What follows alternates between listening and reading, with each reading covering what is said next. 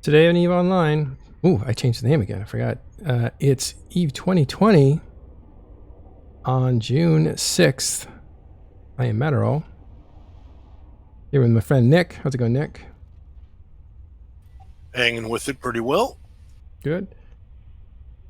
All right. There is a lot going on, so much so that it's a bit of a fire hydrant of information. So what we'll do now is try to just go through our normal statistics run, try to surface some material. You can find good information on Reddit through January Valentine's post. She's written out some summary of events for day to day. We are also putting together a summary of events, and we're going to put all the media together so you can reference that on Talking in Station soon. Funny enough, we're downloading all the information in case it disappears, because you know how that goes. In a year, people will look back on this war, try to follow a link, and it'll be dead, and that's just terrible. So we're going to collect all the media, put it together on our own server, and that way it just doesn't disappear. Good morning, good afternoon. Let's go to Dotland for statistics. Actually, you know what? We're going to make a stop at the PCU first.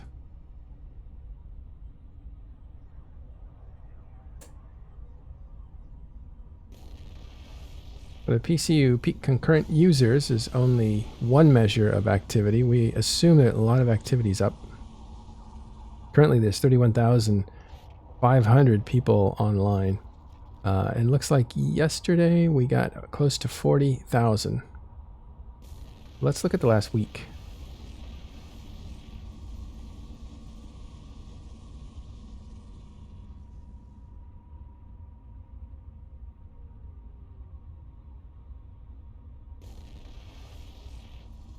Oh, actually, yesterday was a high point, July 4th, and that didn't break 40,000. That's interesting.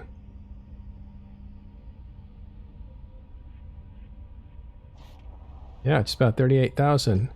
Was a holiday weekend. Sometimes people do holiday things on holiday weekends. Big announcements, big war. Still can't break 40,000. Nullsec, you gotta show me something. Gotta show me something. Right now, let's have a look at what's going on in FAT. 1 second. There's some Titans bridging, it looks like.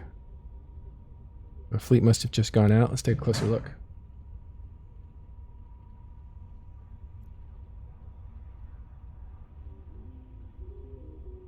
Yeah, it's 2 Ragnaroks. Have some facts coming in.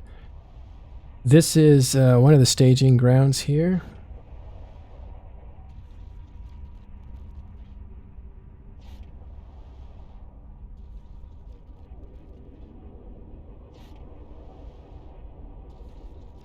Oh, looks like that Titan took a bounce.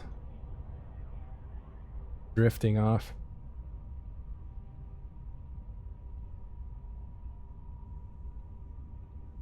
Oh, okay. So that's what's going on live. We're going to have live footage for you. And we'll come back to this.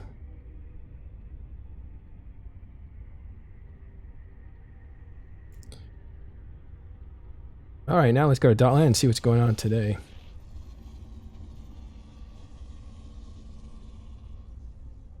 First of all, let's do the last 3 hours just to make sure we're not missing anything in progress. You know what? Instead of showing you this, I'm going to let you see the bridges that are going on. Okay, so in the last 3 hours, we have not a whole lot going on. Some stuff in Kalevala Expanse, but it's about 139 ships destroyed. Not sure what's going on there, but that's not the theater of activity for this war. A huge amount of ships being destroyed in the Forge, the Empire region, in the last 24 hours. 3,680 ships destroyed with 1,270 pods. Lone Trek in second place with 2,759 ships destroyed. 1,164 pods. Delve over the last 24 hours for Nullsec has seen 1,735 ships destroyed. And Providence way up there too. 1,234 ships destroyed, 700 pods. So Providence still active. Looking at some activity in Stain and Catch. Both those have over 600 kills as of 24 hours ago.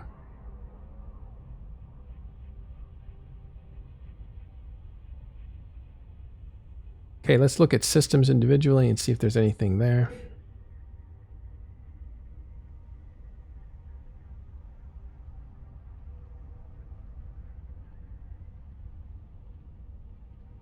That's interesting. We had internet funkiness, that's why we're a couple hours late today. But it seems like it's clearing up. All right. I think we talked about Triumvirate collapsing, by the way. We'll get to that in a minute. As far as systems, in the last 24 hours, X-TAC R in Providence, 792 ships destroyed. That accounts for half of the reason Providence is in the news, so some activity going on there. 1DQ in Delve, we know there's going to be a lot of activity there. 615 ships destroyed. And in Stain, LGK, TAC VP, 362 ships. FAT6, it's FAT TAC 6P, so FAT 6P in Catch is the staging for the Legacy Coalition and its allies, and we've seen only 16 ships destroyed there in the last 24 hours. It's a pretty safe area. That's what we're looking at right now with Keep Stars. You actually have dual Keep Stars. That's probably some redundancy, maybe splitting up of the forces. Now, a Keep Star can contain as many ships as it wants. There's no limit on that. But you don't want one failure point. So if this thing gets destroyed for some reason, you don't want the group dispersed. So all the contents from this Keep Star would actually default back to the next structure. And if you have a second Keep Star, that makes it a considerable structure to have to destroy again. So that's what's going on there. I'll try to get to your comments. It's hard to... There they are. Yeah, we're looking at FAT. Let me actually label that.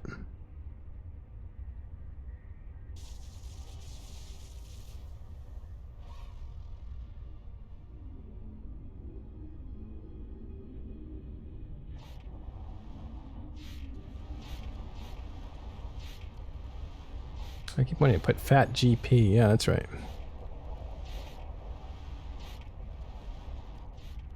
It's not FAT GP, it's FAT 6P. Yeah, thinking of head GP.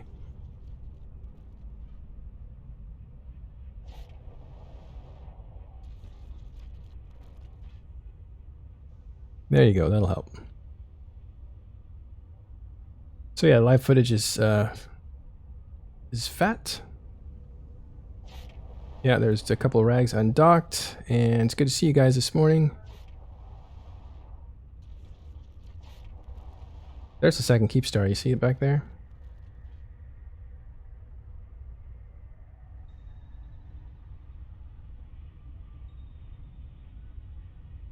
Might be a better angle. This Keep Star, as you can see, is owned by Northern Coalition. It's called Sir Mole Sends His Regards. For those that don't know, Sir Mole was the leader of Band of Brothers.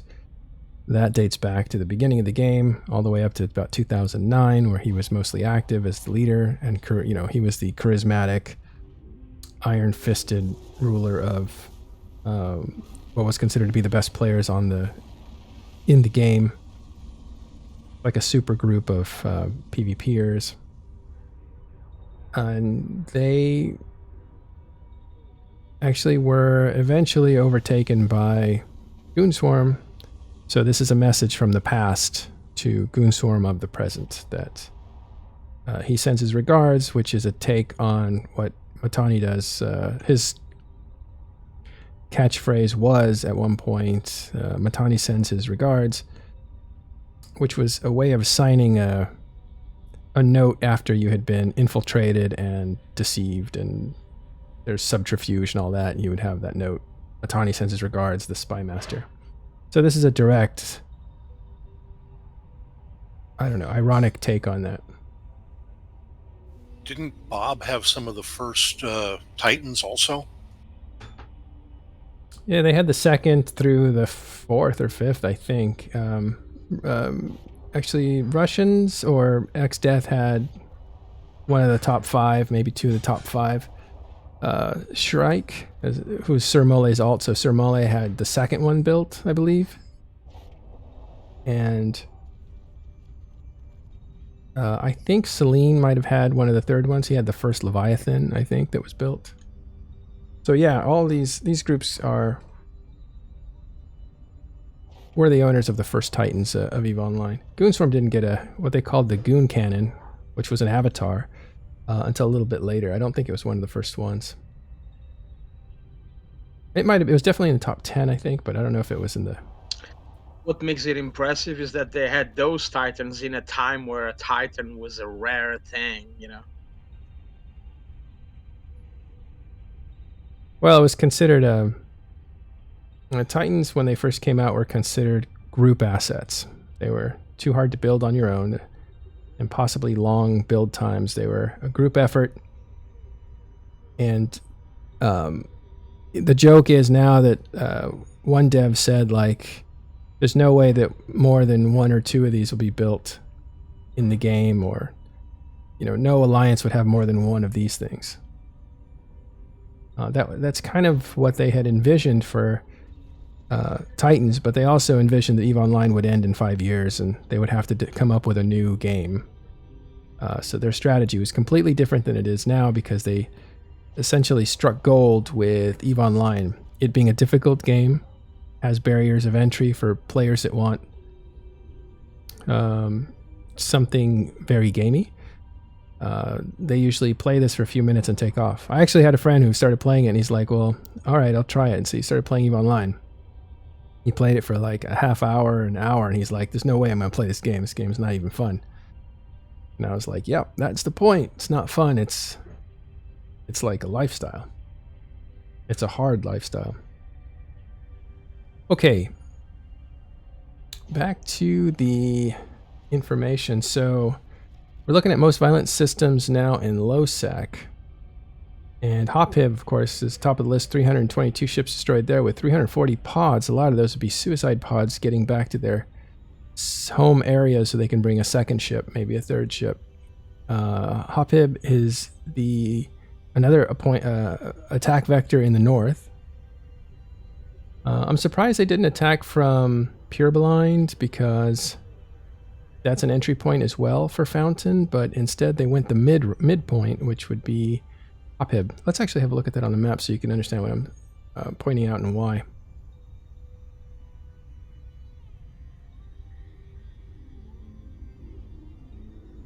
Probably better if we do the universe.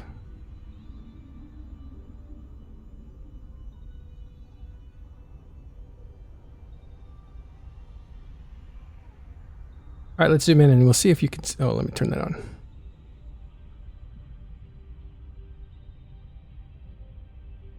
Zoom in and see if we could...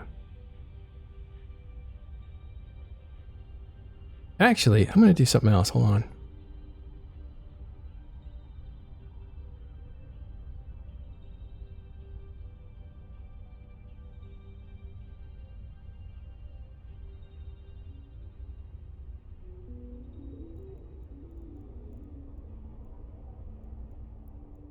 Since we have EVE up, we'll use the map.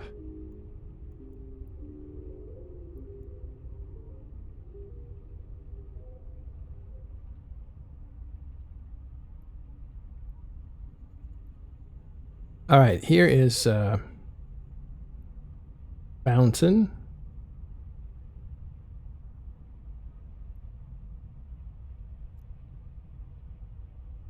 It's not an easy map to control. All right, so the attacks are happening here in Fountain and in Delve. You're also going to see the neighboring systems, neighboring regions, Curious and Period Basis. Those are the defending areas for the Imperium. The defending areas for Legacy, because Legacy and Imperium are really the ones going at it, and there's a lot of people piling on. You have Stain, which is NPC, that's this red area here. And nobody can... I'll just tap on it. Nobody can own it, but people live in it, and it's a good attack vector for all of the south. It's also a good attack vector over here for period basis. So Stain is going to be a place where there's going to be some fighting. You've already seen some of that going on. But you also see another area here in Catch. There's Catch. And it has this lower left wing that connects to Aquarius. So that is going to be one of the fronts. And you can see I'm blinking here because I am in this system here, and that is FAT TAC 6P. And that's where we are now.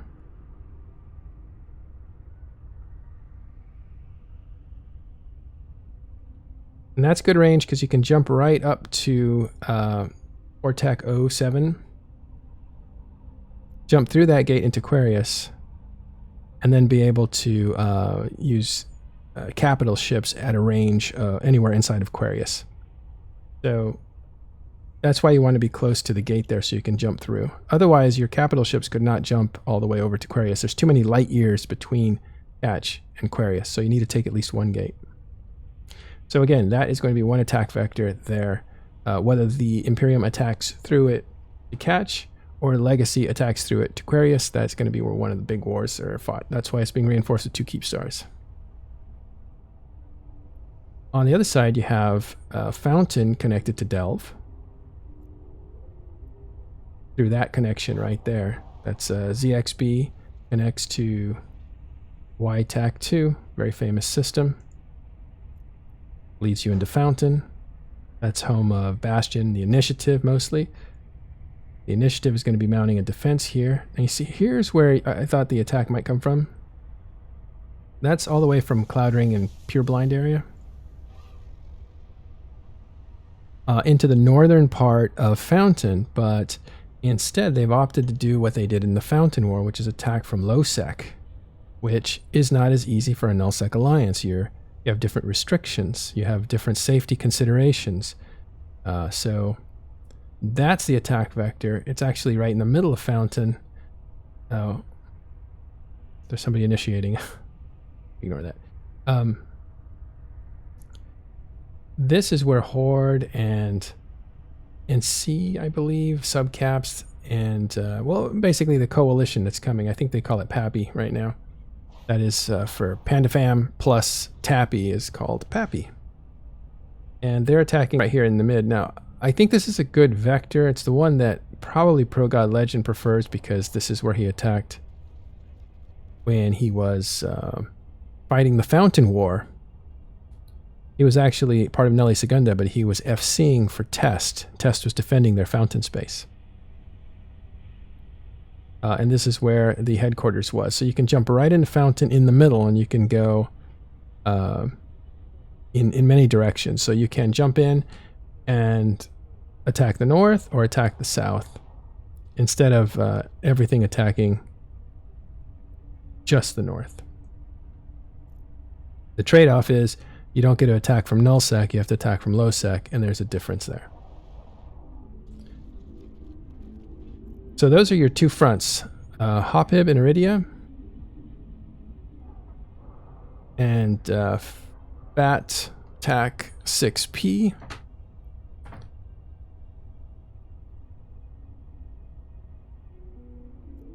And I think this will be going into Aquarius. I'm not exactly sure where the Imperium are attacking from.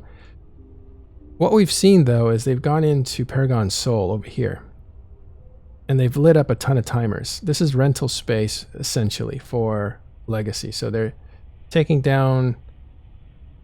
At the beginning of the war, their first raid was to pretty much reinforce this entire area, the iHubs. And so they will create some pain for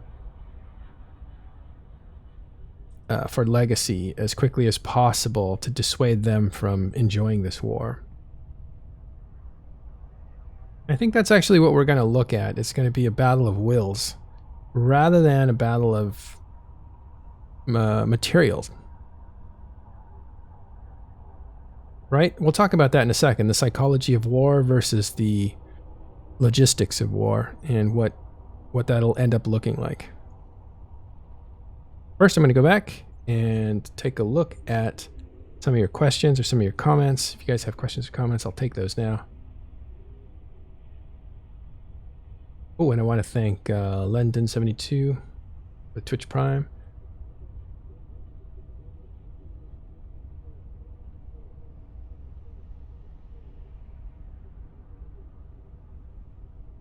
All right, so mostly people talking to each other. Oh, why pureblind? Okay, I hope I answered that. If I didn't, let me know. I'll just brings up a good point on okay. Yeah. How many folks actually show up, and I think Villy had given us a good way of looking at that too. What was that? On the kill board, and different folks by alliance different pilots that actually show up. Yeah, we may actually see those numbers go up. That was the week before. What Billy was doing was going to Z kill board. And if you look at the activity of the last 7 days per alliance, you get more or less an idea of how many people they have. The assumption is that if you're playing as an active PvPer, that you'll at least be on 1 kill in a week. And so you'll register on that count. But that was pretty accurate, I thought, in a different way. It looked like Goon Swarm was about 3,000 people big, according to that statistic. How many people had killed something in PvP in the last 7 days. And then if you look at the speeches that were made and the people that were... well, actually, the people logged in, and not the speeches that were made, but the people that logged into headquarters on the day that the speeches were being made was about exactly the same, about 3,100. So I think that is a good rule of thumb. It's certainly not perfect, but it's kind of a good rule of thumb.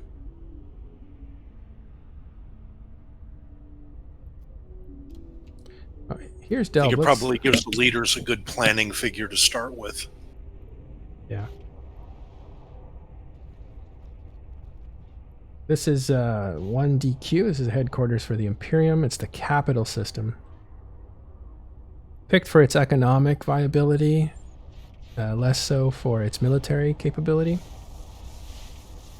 So it is a little bit further back and tucked away. Oh, we're hearing some activity. Let's have a look. Looks like a fleet just jumped in. Brave coming through.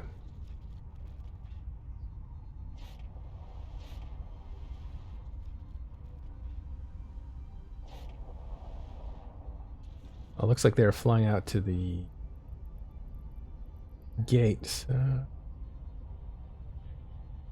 Oh, it's a mismatch of different people, so... Again, we're still in the supplying phase. People are arriving, they're moving their stuff, so...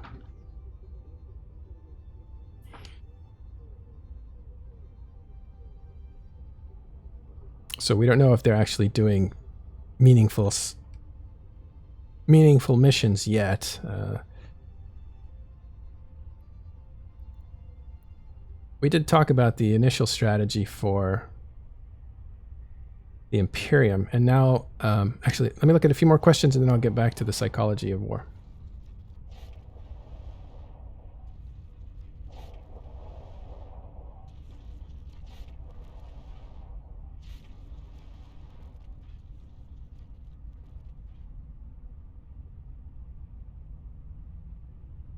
Let's see, I'll just read some comments here. Netherlands, 1338. Says, no, I want to help Matani. He is a charismatic leader. Big heart. Awesome. Dronix, we've heard from him. He says hello. I think they're saying hello to each other. DCA asked about what about FRT and fire. I think we had a good talk on that with them the other day. Yeah, fraternity and fire. So we'll answer that question, then we'll get back to psychology of war. Fraternity is in this war. They said something really funny on the last program on Sunday, which was yesterday. Check out that podcast because that is just out. We put it out right away.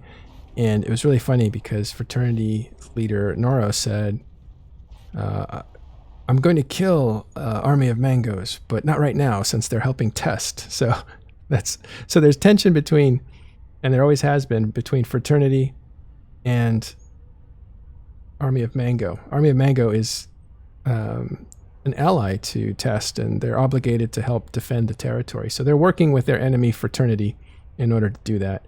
So it's an awkward situation, but it was a good show to decipher what the Chinese relationship is like, even though it's strained.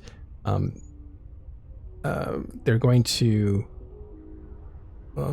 be honorable, let's say. That's one of the words that came up, to do what they're obligated to do. So they're going to work together, not necessarily in cooperation with one another, but they're going to tolerate each other's presence while this war is going.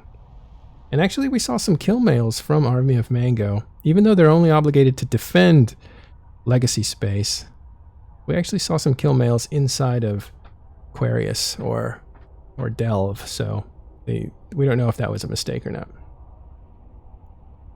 On a similar vein, if I can interrupt, at one of the talks with Villy not too long ago, he had mentioned that, yeah, they're working with PL and the Northern guys, and they know in the future we're going to have to fight them. But right now, it's different. So I kind of look at the frat fire thing kind of similar. Right. Fire Coalition, on the other hand, Russians, and they also, remember, Legacy and Fire Coalition fought against Fraternity, the Chinese group, for a year. So it's kind of strange that they're working together on this. And that's one of the things that we talked about yesterday. But Fire Coalition was saying that they could put together one, maybe two fleets, and they ended up putting together like 800 subcaps, and that's a lot. That's a full fleet is 255 ships, so 500 is 2 full fleets. So they basically put like, three and a half full fleets together. That's a coalition. That is a significant coalition that is alive. If you can put together 3 fleets or more, that's the mark. Now we're seeing a bridge from that Ragnarok sitting out there as people are moving back and forth. You'll see every once in a while a Capsuleer, that we're watching this live, will self-destruct. That's him basically traveling back home to pick up another ship or to pick up something else. Okay, Psychology of War. Let's go back to the map.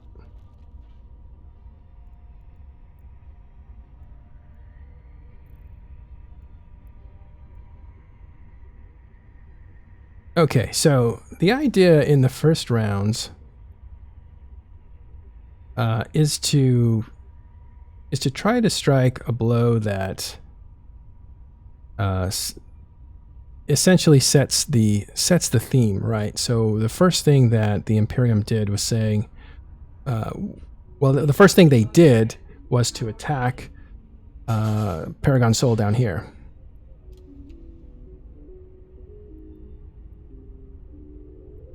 I think they probably did it through that connection there from Period Basis, which is their like renting territory. 2 Paragon Sol down here. And pretty much the iHubs all got reinforced. Now iHubs again are infrastructure hubs. They're the ones that help you create hardened space. So if you have an iHub and it is ranked 3 to 5, it's going to be harder to kill than if it's ranked 0 or 1. It's going to take longer for you to burn through that area, changing its SOV, knocking down its structures. So the iHubs are the first point of attack. You weaken the system when you attack and destroy an iHub. So what they did is they basically went all through Paragon Sol. And let's take a look at how much they reinforced.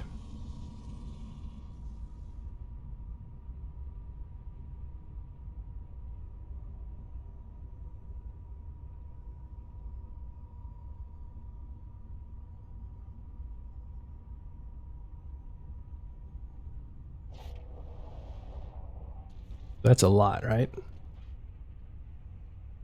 Pretty much all of Paragon Sol. Maybe. That's, looks like 30-40 systems. All their iHubs are now reinforced up there.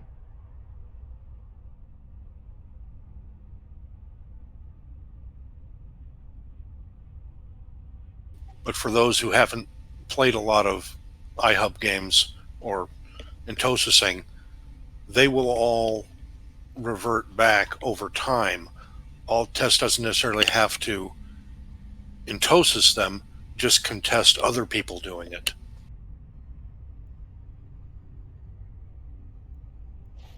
Right, so there has to be a further commitment for the Imperium to go in there and finish those off, and then continue to apply pressure by destroying structures there and that sort of stuff. But even if they do, Test has said that's only our renter space. We expect that place to get torn up pretty bad.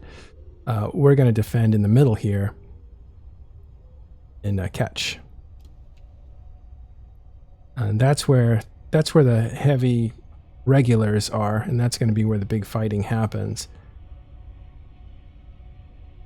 So the first strike from Delve was to reinforce as quickly as possible, take as many inflict as much damage as they possibly could. And why would they do that? Well, you're sending a message. One is that we're not sitting here waiting for you to attack us. We're aggressive. We're the alpha. We're coming after you. So you're setting up a pecking order, saying we're on the offensive, not the defensive. And at the stroke of midnight, they were ready and they moved out. And that's another message of, look how organized we are. The moment the witching hour hits, the stroke of midnight, boom, half your Paragon soul is gone or on its way to being gone. So they're sending a message of efficiency, initiative, and aggressiveness.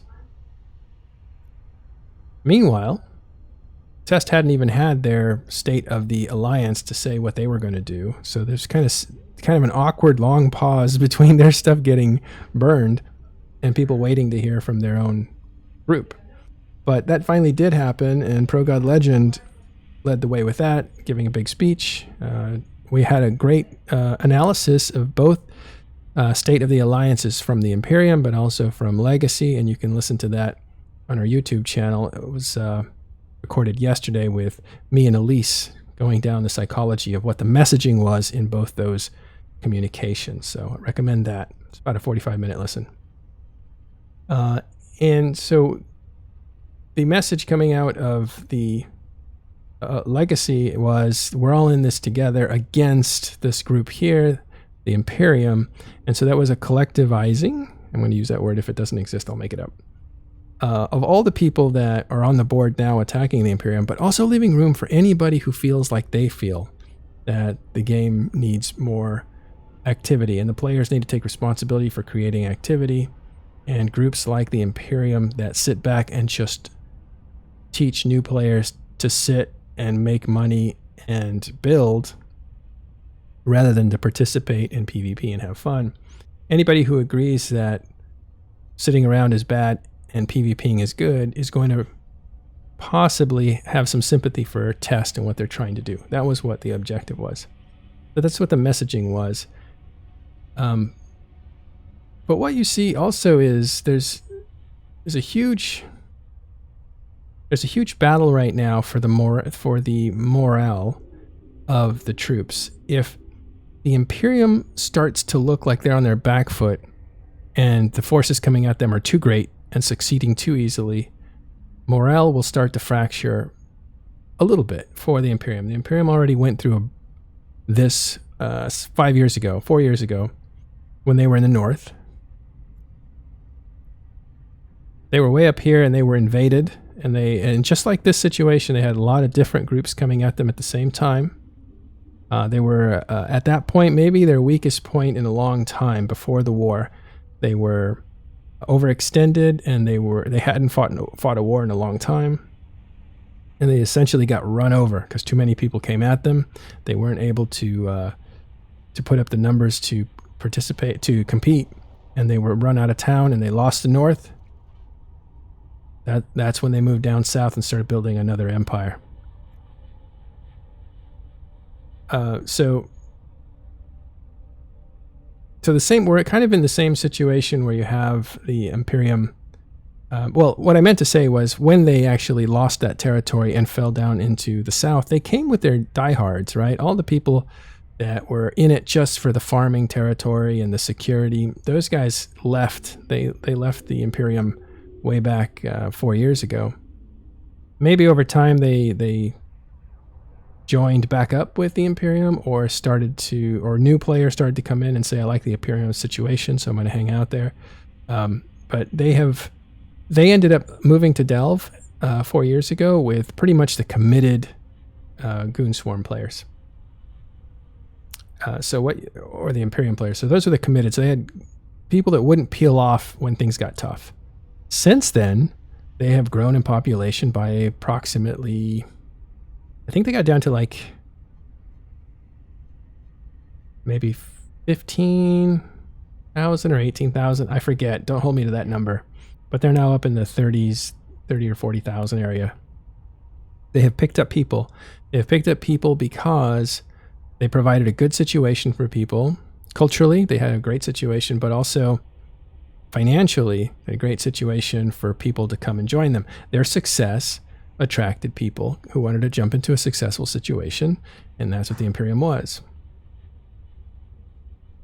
It remains to be seen how hardened those people are that came for the success, if there's enough pressure put on Delve and Quarius, period basis.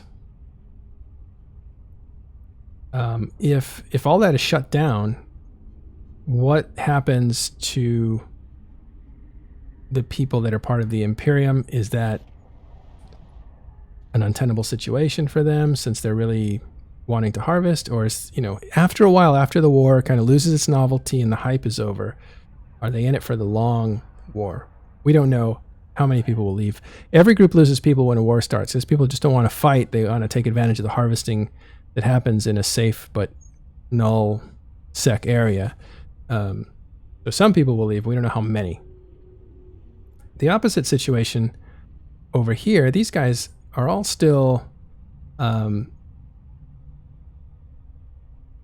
think actually their job is to hold together not only their own people, but to hold together a whole like super coalition of people, right? So it depends on how committed they are to themselves, right? They're all committed to fight the Imperium, but are they committed to each other?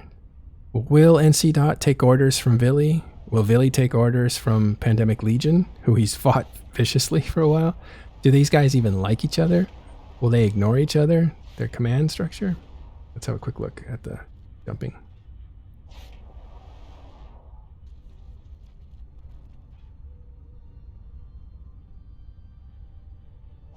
Oh, it's just fleets coming and going.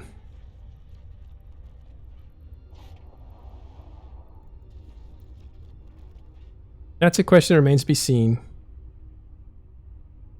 Are they committed to the cause? Are they committed to taking orders from each other?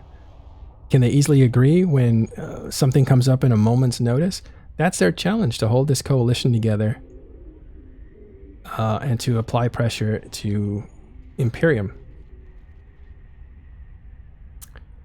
So the first parts of the war, the psychology of the war, is to keep your guys together and to send messages that work for your narrative. The Imperium's narrative is they want to kill us. We need to fight for our lives, and we're the alphas here. We're taking it to you. That's their messaging.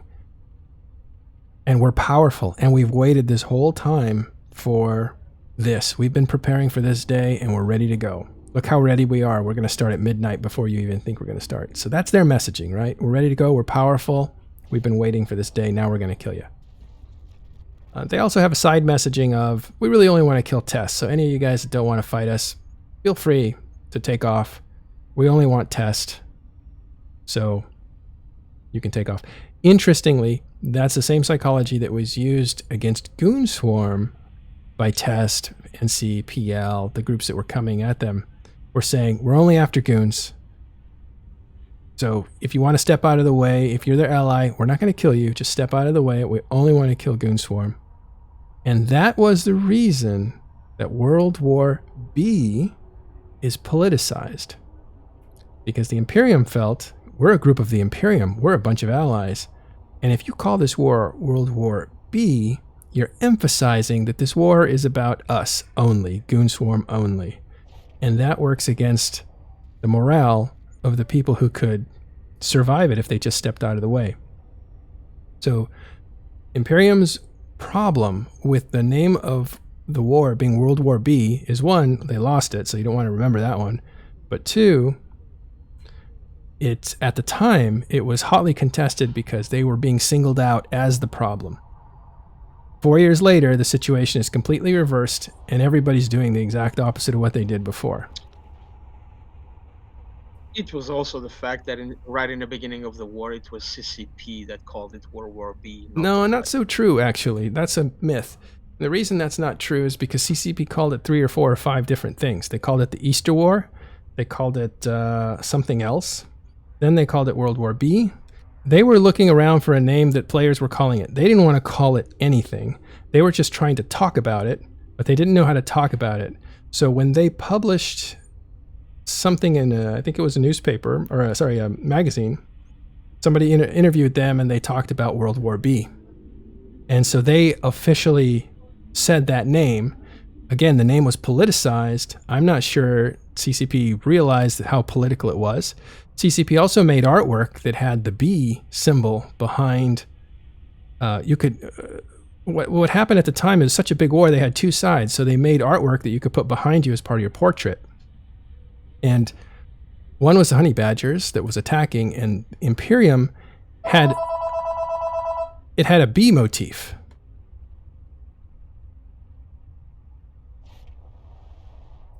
Daily telemarker.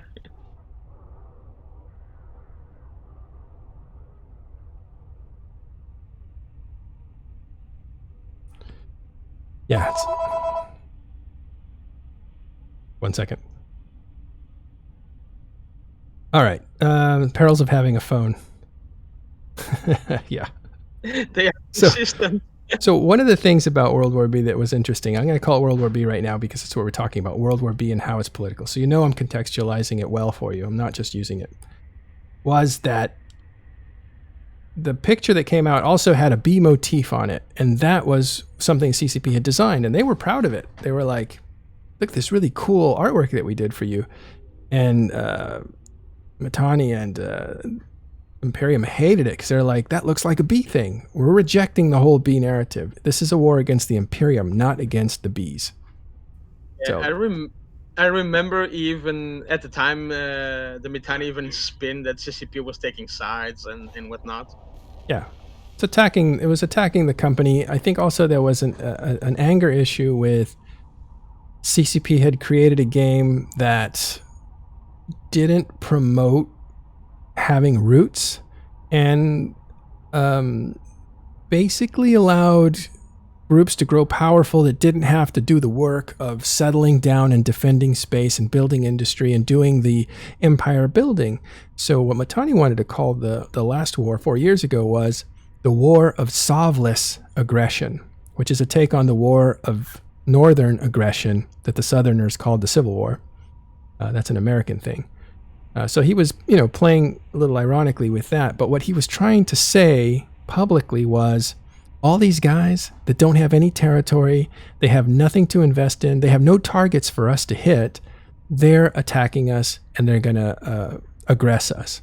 So congratulations, CCP. You built a game where we can't fight back because there's nothing to hit. They have no territory they care about. So they're just coming at us. Because we're the ones trying to build an empire like you should, right? You should build roads. You should build infrastructure. You should build all that stuff. So that's why he wanted to call it the War of Sovless Aggression. There was also the issue of they're all funded by money that you can't attack either. You can't attack casinos. They don't exist in the game yet. They have an incredible amount of money, which is power, in the game. Therefore, it's completely unfair. So that was what they were trying to do with their narrative 4 years ago. So yeah, and that's why they call it the Casino War, to remind everybody there was casino money involved and all this other stuff. But I'll tell you one thing about the Casino War. That was a term that was not Mittani's, that was Noisy Gamer, because Noisy Gamer chases after the black market, RMT, botting, cheating, basically. And so when he called it the Casino War, he did it because he loathed casinos.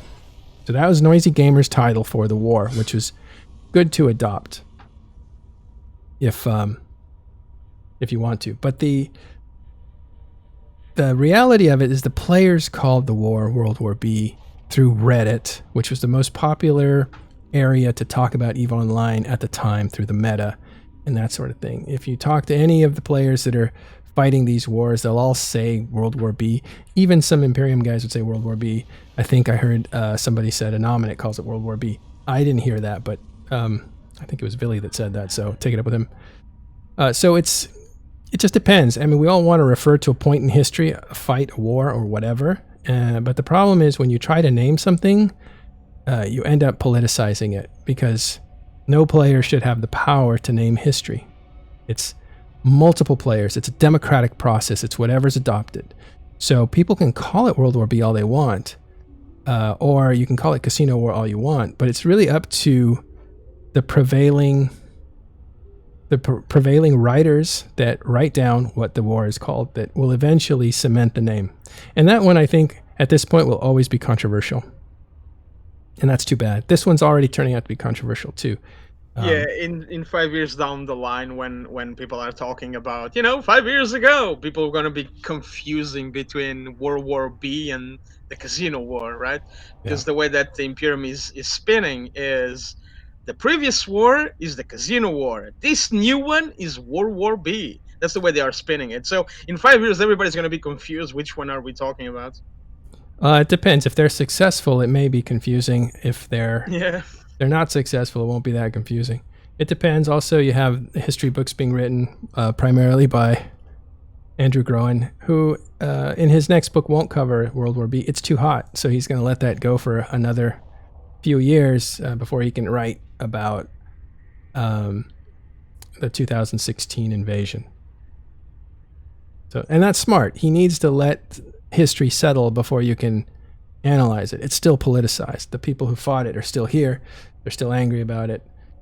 Here we're seeing a sequel that has, this war has elements of not only Casino War or World War B, it has elements of, as Elise pointed out, Mac's campaign, where there's a lot of talking about what's going to happen. We're going to go in there and we're going to annihilate you and just do as much damage as possible.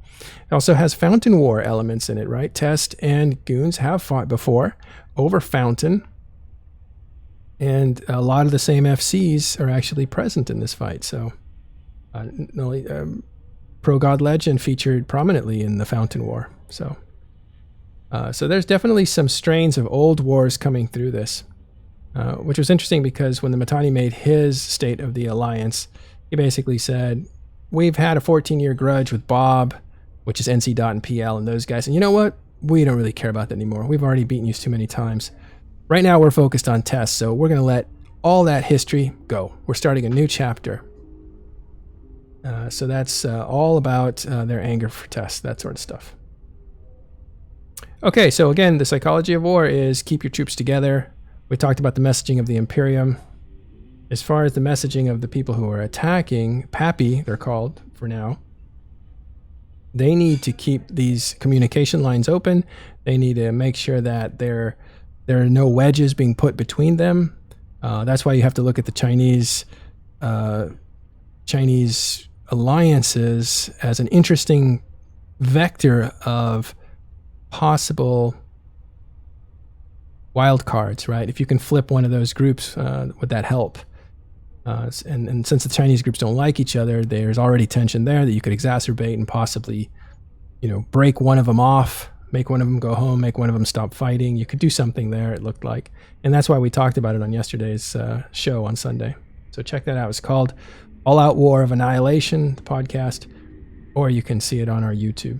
That's youtube.com/talkinginstations. So their whole thing, Legacy has to pull together this coalition and make sure that the leaders of these groups and their egos don't start fighting each other. So we'll see how that works out.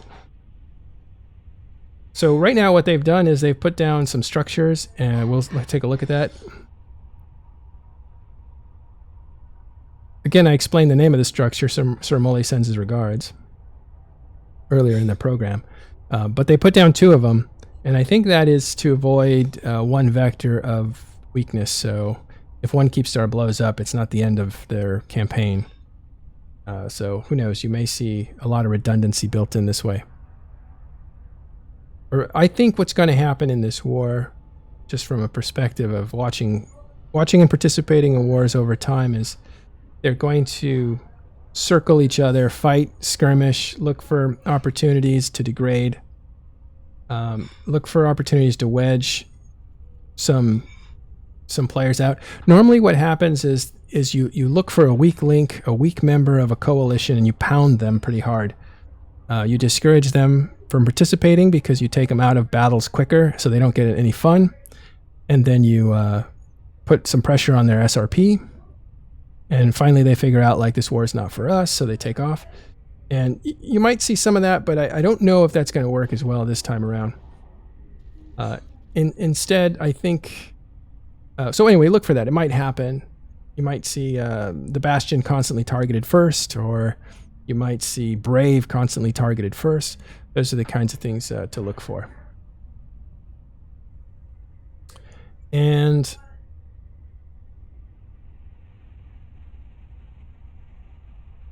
yeah, I'm trying to think if there's anything else to say about that.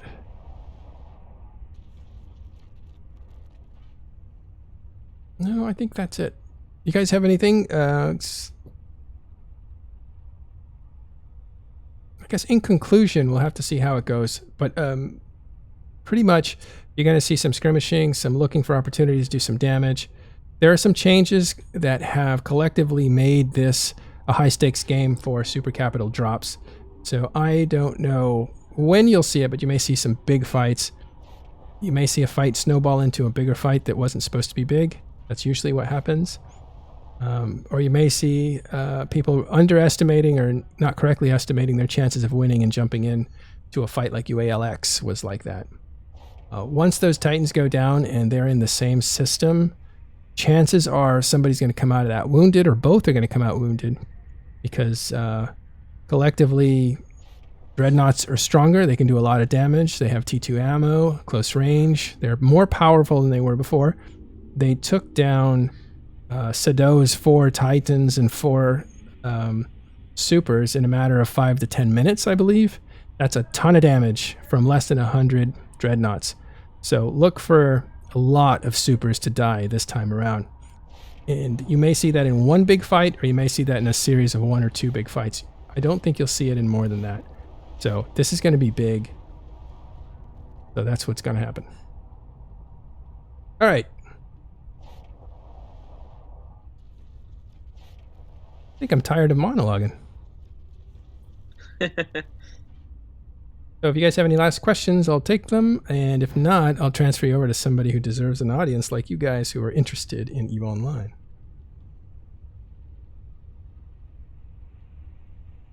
Also, don't forget to mention the YouTube change. Oh, yeah. We've been mentioning this. I should mention it every time. Yes, there's a question. Elo Knight joined Goons. Yes, he did. We don't know if it'll be which Elo Knight will show up. Elo Knight's been known to sleep in at times. But we don't know which Elo Knight's going to show up. He did join the Goons. I think he joined PLA, which is a Chinese group inside of Goon WAF, I believe. And his main character isn't there yet. We don't know what his intent is. We've reached out to him, hasn't answered. We reached out to his friends. They are not sure, haven't answered. But chances are he may not play a big factor anyway. If you remember, during the invasion of the North in 2016, when the Imperium was defending, they hired Elo Knight to help them out. Elo Knight formed a group called White Legion, which was opposite of his normal Black Legion. White Legion did not play a key role in Imperium's defense. They actually collapsed anyway. So we'll have to see what Elo Knight can bring to the table. And in some ways, because he was very public about it, he had some health issues that he needed to resolve and spend some time doing that. So in some ways, we kind of want to make sure that's first for him, because he's a human and he needs to do that. So, if we saw him running 48-hour fleets constantly again, I would actually kind of worry about him. So hopefully he knows how to balance all that out for himself and participate as much as he can, but not anything that's to his detriment. So we don't know how big a role he can play. And this is important because one of the criticisms is that the Imperium right now has got a pretty shallow bench. This is according to a couple of people, one being Villy, but also I think Elise said this, and some of the FCs that some of the mid-tier FCs that belong to the Imperium have left to, and I don't know if they're attacking. I think Pittsburgh is now part of NC. So he is attacking. He's a former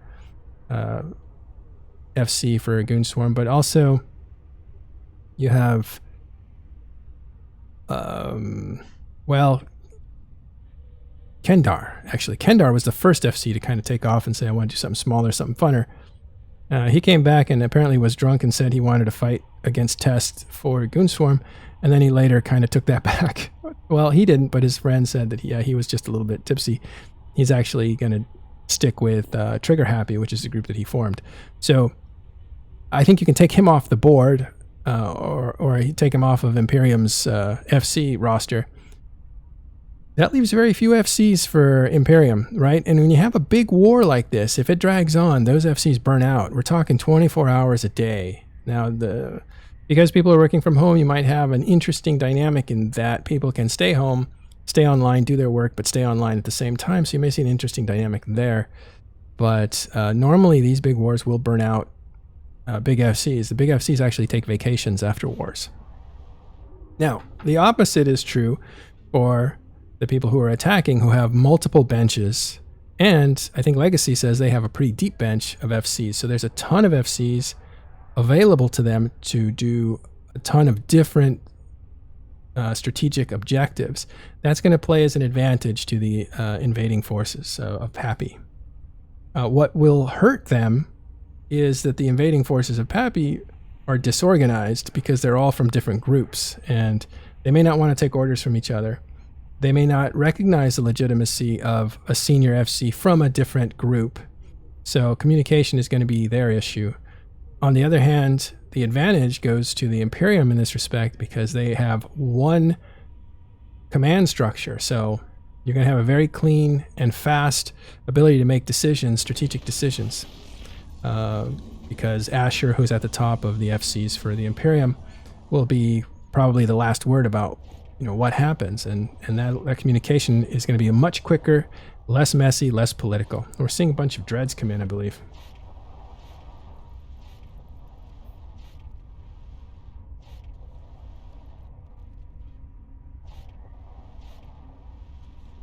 They're actually leaving, I think.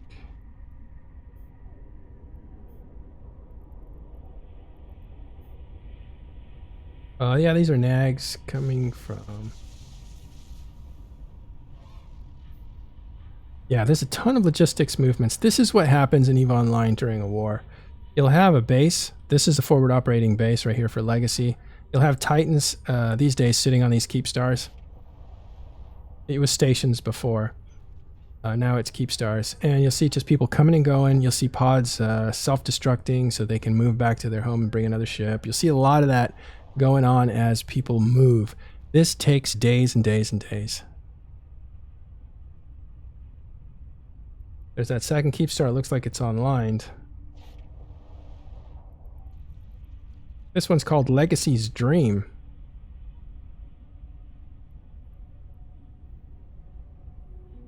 Interesting. This looks like it's changed hands because it did belong to Northern Coalition a few minutes ago.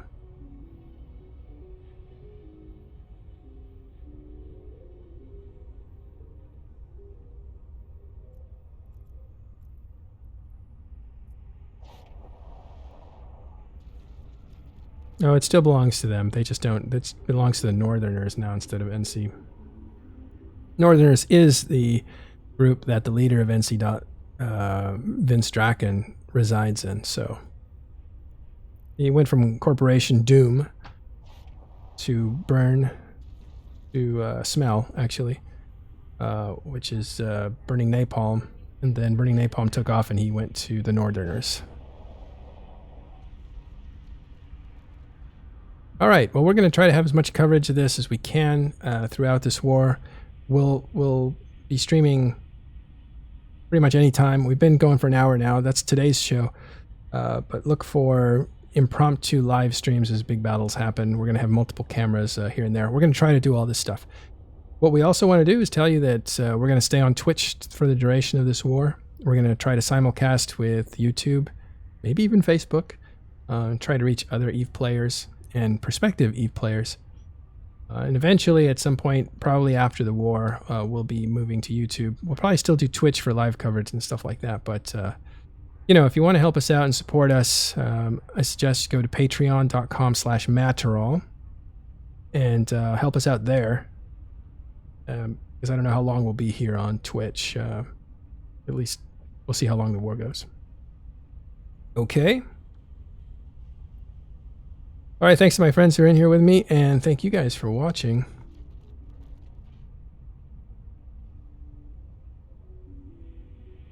We're going to set you up with someone else to watch in just a second. Okay, I'm looking for questions now, and then I will raid in just a second.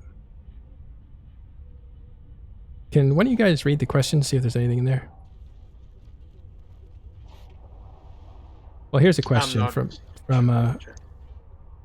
Butsuki says, one question, hypothetically, how possible/likely would KS, a keep star, be taken down, blown up? In fact, considering there's 2 there. Well, it's uncontested. And in here you have the super fleets of not only Legacy, but I think you have NCPL and maybe even a SIG of Horde. Horde is not completely deployed, only part of them are, just a forward operating group. I don't know what they're called, I forgot. But they are all in this keep star. That puts it at over 800 to 1,000 supers. So it's going to be well defended. If there's a fight, it's going to be a huge fight. So to take out the keep star is unlikely. Anything's possible, but it's unlikely.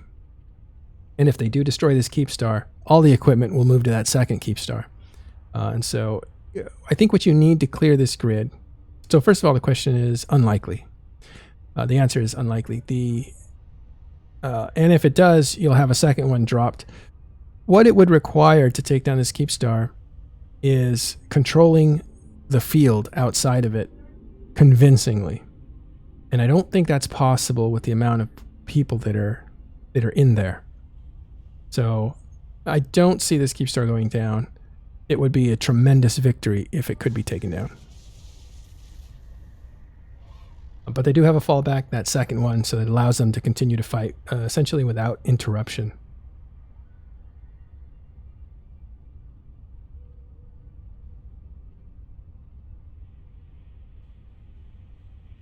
Let's see. Okay, so that's all we have today. We will see you tomorrow here at Talking in Stations. Tune in anytime on Talking in Stations. You'll see our Discord is full of updates and people talking about the latest stuff that's happening. One more thing, Humanus87 says, Talking in Stations, how likely is it that a spy would transfer the keep star to an enemy? That's always possible, right? You have some rogue director transferring it, and that's probably why those 2 keep stars are in 2 different alliances, so you mitigate that being a killing blow anymore.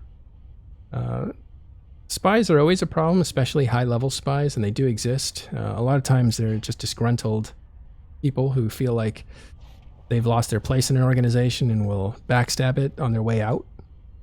So that's possible at any time, just about to anyone.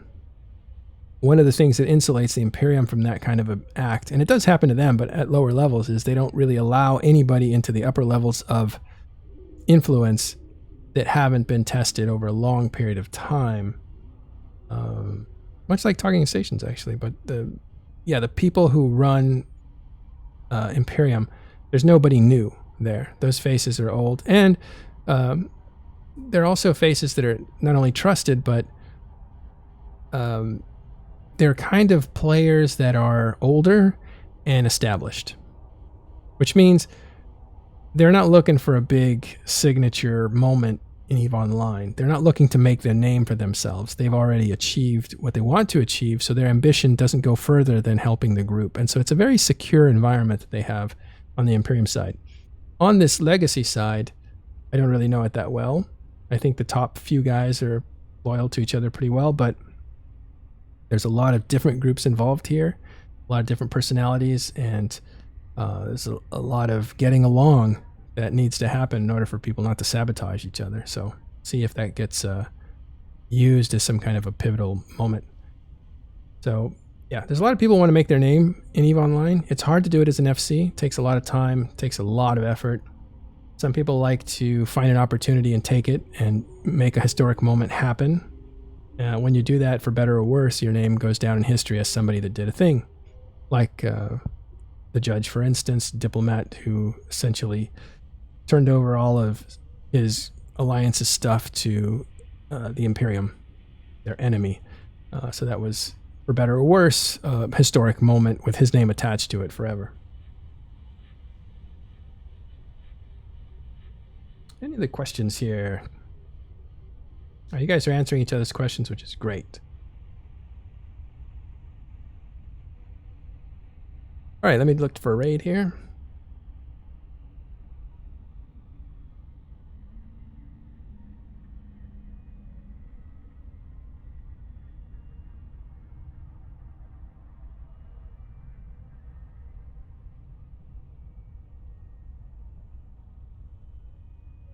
Yeah, this is great. Ron's on. We're going to send you to him. He's got a few people watching him, so more than us. So we're going to send you over there. Check out Ron. He's terrific at this. He'll map it out and give you tons of information. He's from Test, and he's going to be FCing, I think, this battle, or this war. So take care. Watch Ron, please. See you tomorrow.